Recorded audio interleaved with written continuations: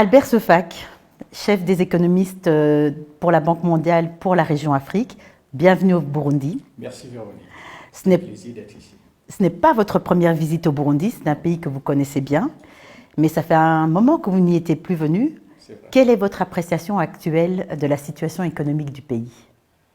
Mon dernier séjour au Burundi, c'était en 2014. Donc, je peux vous dire que cette fois, je sens un vent de réforme, un vent de changement extrêmement important dans l'air.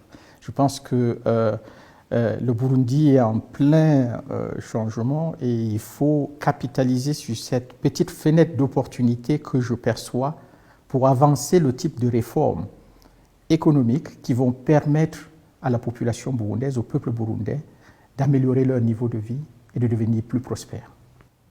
Alors, vous parlez de réformes économiques. Quelles seraient les trois réformes principales qui permettraient de booster cette économie et cette croissance économique burundaise?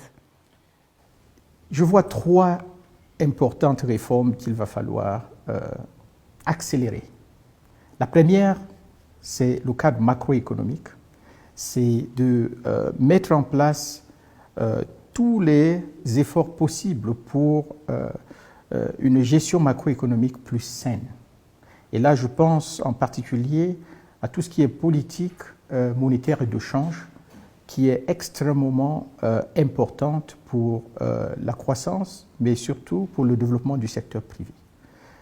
Le deuxième chantier de réforme qu'il faut accélérer, à mon avis, c'est celui de la diversification économique, où le Burundi peut résolument s'ancrer dans un processus de valeur ajoutée, d'addition de la valeur à ses produits avant de les exporter, et en le faisant, créer des emplois hors du secteur agricole, des emplois plus productifs qui paieront mieux et permettront aux Burundais d'avoir un niveau de vie plus élevé. Donc la diversification. Le troisième chantier de réforme qu'il faut accélérer, c'est celui de la digitalisation, celui de la numérisation, qui aujourd'hui, toutes les études le montrent, est le futur. Le futur du monde du travail, le futur du marché du travail sera numérique.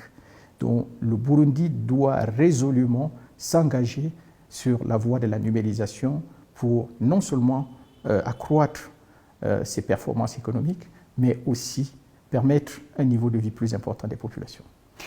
Alors, vous parlez souvent non pas de création d'emplois, mais de la nécessité de facilitation des emplois. Qu'est-ce que vous voulez dire par là? Alors, c'est très important de changer de paradigme lorsqu'il s'agit du problème de l'emploi, qui est, il faut le dire, le problème le plus important pour nos pays en Afrique.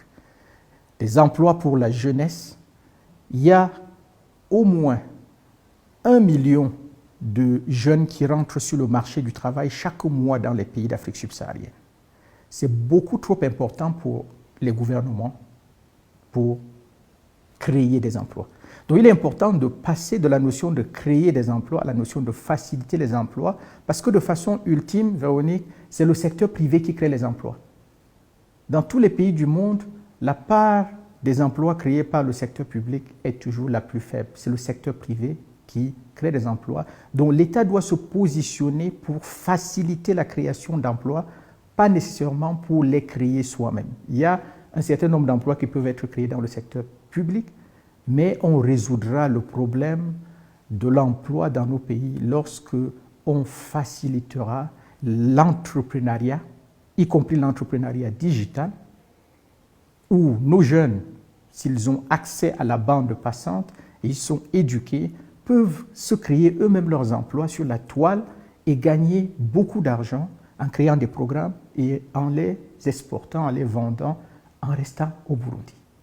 Donc ça, c'est extrêmement important, donc de changer de paradigme pour ne plus tellement insister sur la notion de créer des emplois, parce que l'État ne peut pas créer des emplois pour tout le monde, mais faciliter le secteur privé pour qu'il les crée pour nous tous. Alors, vous avez parlé des jeunes, et j'aimerais que vous regardiez les jeunes du Burundi.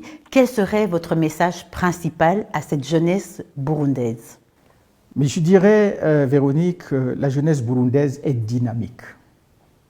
Et il faudrait qu'elle saisisse l'opportunité de la numérisation pour capitaliser sur ce dynamisme et créer ses propres emplois et s'assurer qu'elle puisse porter au monde entier la beauté de ce pays qu'est le Burundi.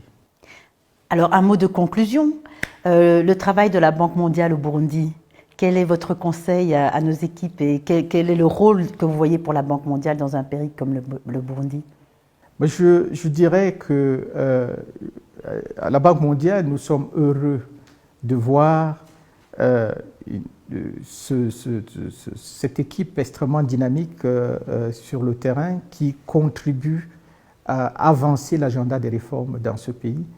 Mon conseil, c'est travaillons ensemble, travaillons avec le gouvernement pour identifier les points où nous pouvons ensemble avancer les réformes économiques et sociales pour la prospérité du Burundi. Et la Banque mondiale est là pour aider.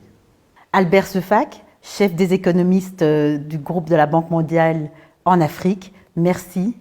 Et Caribou, on vous voit bientôt encore au Burundi. Caribou, asante sana.